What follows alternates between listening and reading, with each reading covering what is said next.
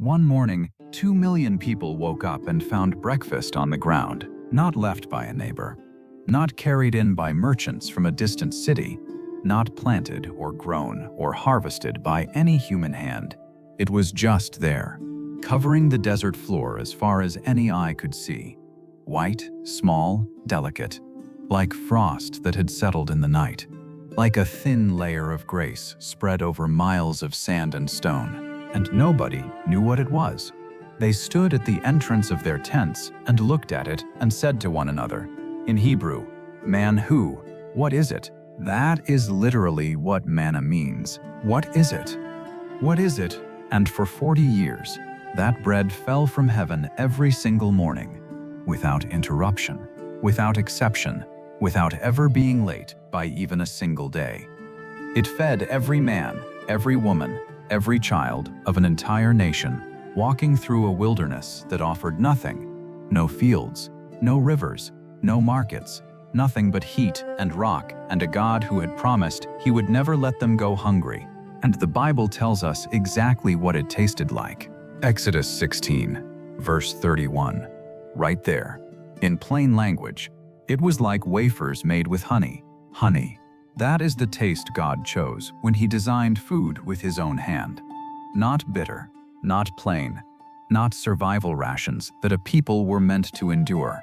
Sweet, delicate, something that tasted like a gift, because that is exactly what it was. And today, I want to make it in your kitchen, not the miracle itself.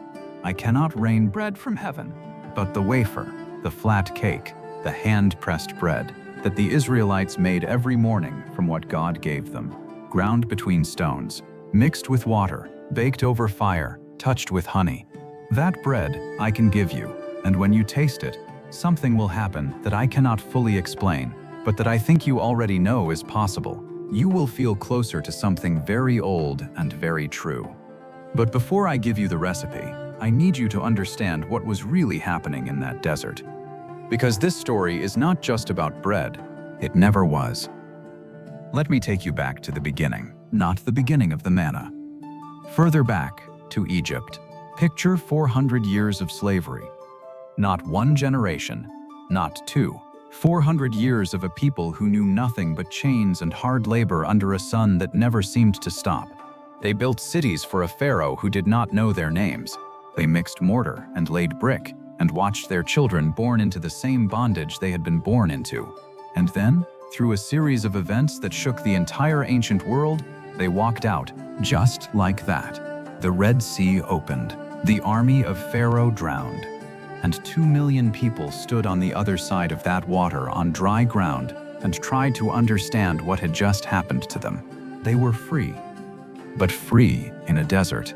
A month passed, and then the hunger came. Not discomfort, not inconvenience, real hunger. The kind that makes a person say things they do not mean. And they said it. They turned to Moses, and they said, "We were better off in Egypt. At least in Egypt there was food. At least in Egypt we sat by the pots of meat and ate our fill. Bring us back." That is what hunger does to a person. It makes you willing to trade your freedom for a meal. It makes you nostalgic for the very chains that broke you, if those chains came with bread. Moses took it to God, and God said something that I want you to hear slowly. He said, "I will rain bread from heaven for you. Rain it. Not give it, not deliver it, not leave it at the edge of camp. Rain it from heaven itself, every morning, as regular as the sunrise."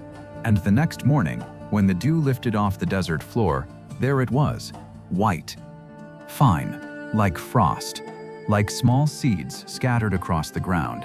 And not one person in all of Israel had ever seen anything like it. Man who? What is it? Moses told them, "It is the bread that the Lord has given you to eat." Now here is where something remarkable happens that most people miss entirely. God did not just send bread. He sent bread with instructions. And those instructions were not about cooking. They were about trust. Gather only what you need for today. No more. Do not try to save it. Do not try to stockpile it for tomorrow. What you do not use today will spoil by morning. Some of them did not listen. Of course they did not.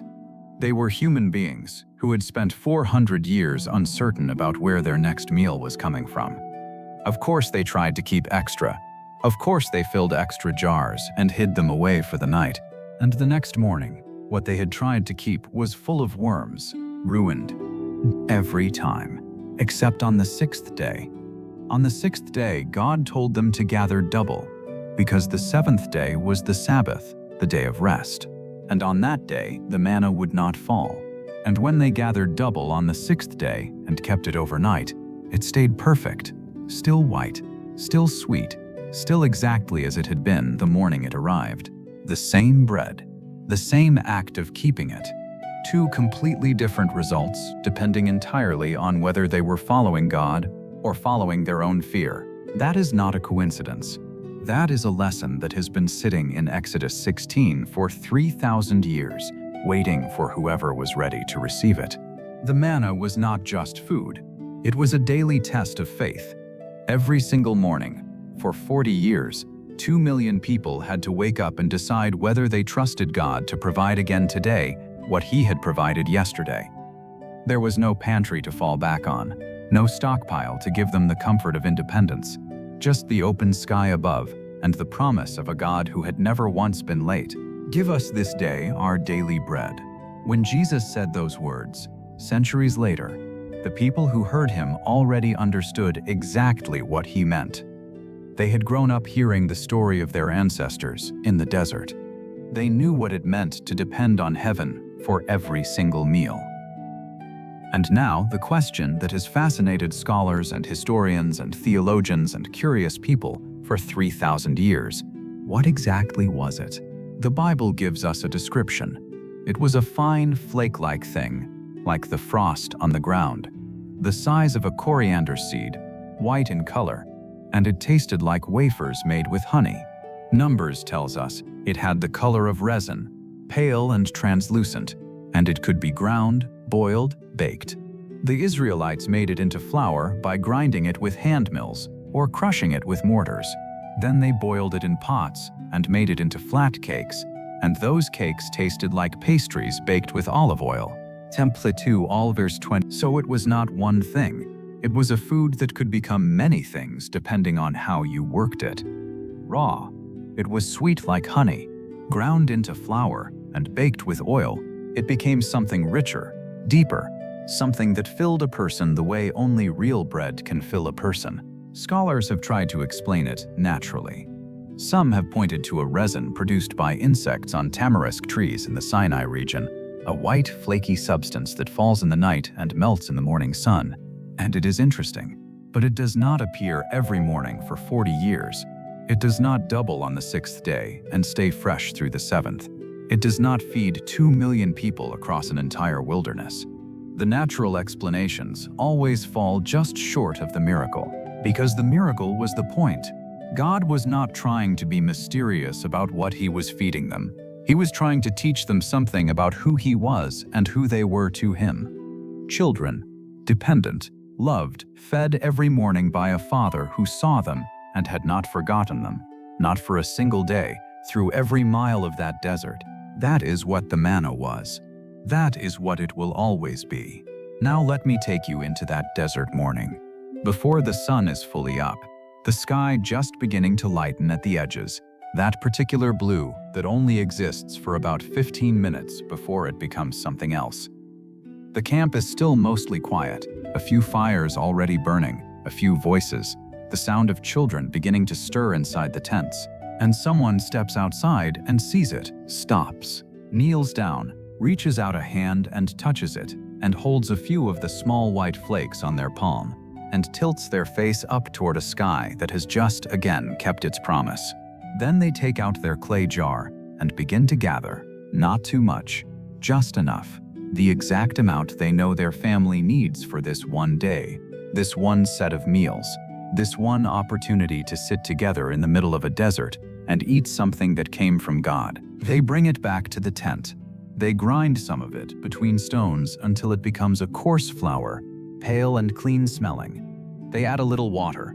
They press it flat with their hands, thin rounds the size of a palm, and they lay them on the heated stones near the fire. They drizzle honey over the top. The honey from the small clay jar they carried out of Egypt, or found along the way, or traded for at the last stop. The smell that comes up from those flat cakes is something you would not expect from a desert. Sweet, warm, almost floral from the honey catching the heat. Something that says, despite everything, we are fed, we are provided for, we are not forgotten. That is the bread I want you to make today. Here is what you need. 2 cups of whole wheat flour or spelt flour. Ground whole, the way grain was always meant to be eaten, with the bran and the germ still in it, with everything God put into that seed still present and accounted for. 3 tablespoons of raw honey. And when I say raw, I mean it. The kind that has not been heated, not been processed, not been stripped of its enzymes and pollen and everything that makes honey more than just sweetness. That is what they had in the desert.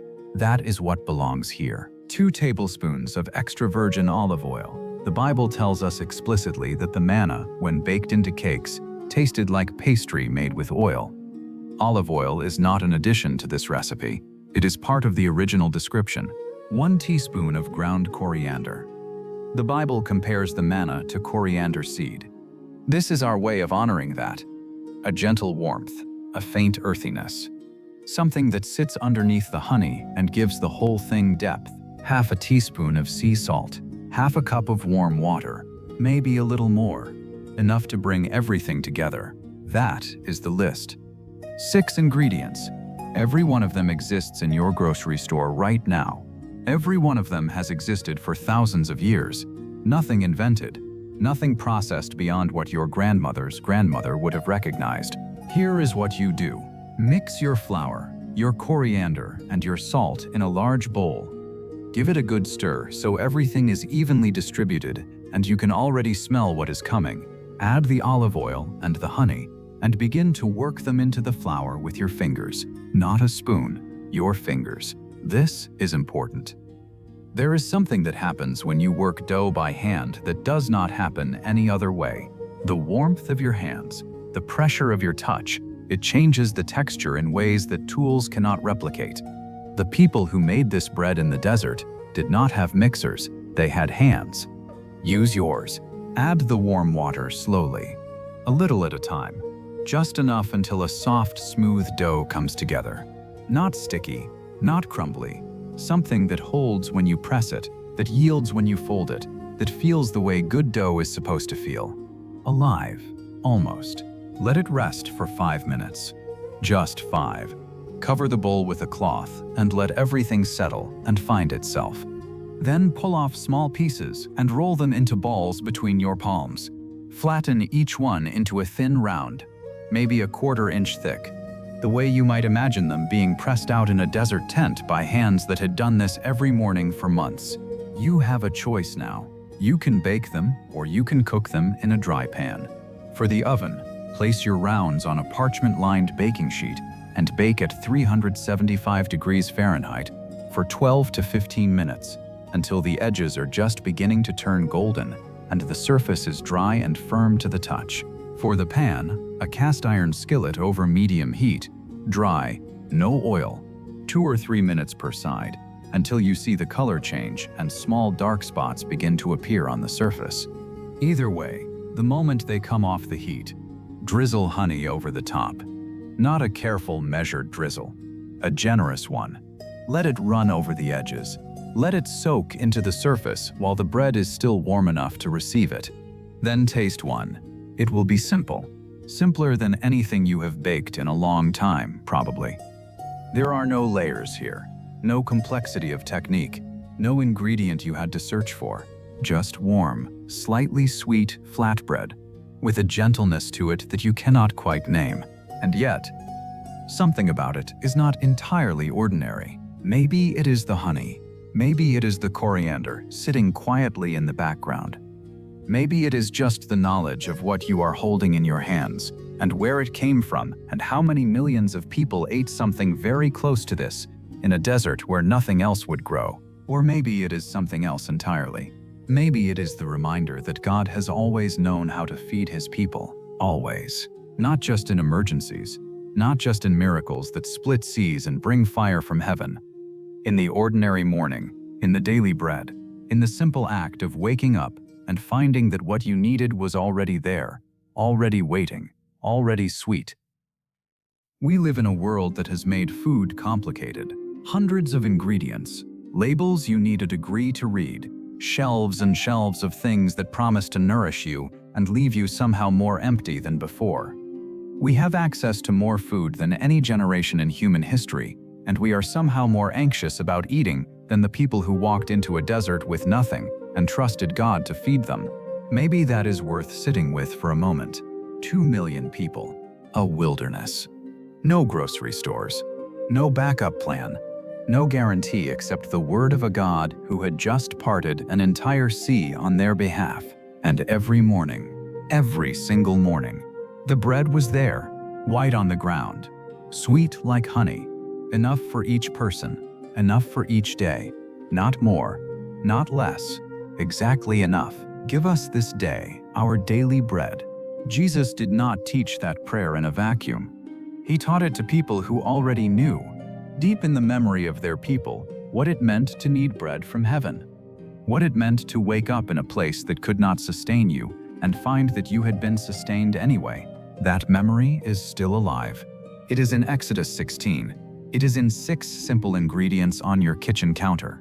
It is in the act of pressing dough with your hands and laying it on a heated surface and watching it become something real, something you can hold, something you can taste.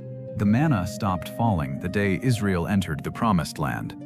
The Bible says it plainly. The morning after they ate the first grain of the land, the manna ceased. 40 years of daily bread from heaven, and then it was finished because the season it belonged to was finished. But the story never stopped being true. God still knows what you need. God still sees the desert you are walking through. Whatever shape that desert takes, whatever it is that feels like wilderness in your life right now, and the bread is still sweet. Make it today. Bring it to your table. Drizzle the honey. Sit down. And before you take that first bite, take just a moment to remember what you are holding. The taste of provision. The taste of a promise kept for 40 years without a single morning off. The bread God rained from heaven. And the same God who rained it is still here. If this bread meant something to you today, and you want to go deeper, we have put together something I think you will love. It is called the Biblical Table. 15 ancient recipes, real stories, the food that Jesus ate, that the prophets carried, that fed an entire people for thousands of years. All of it in one place, linked right below this video. Come to the table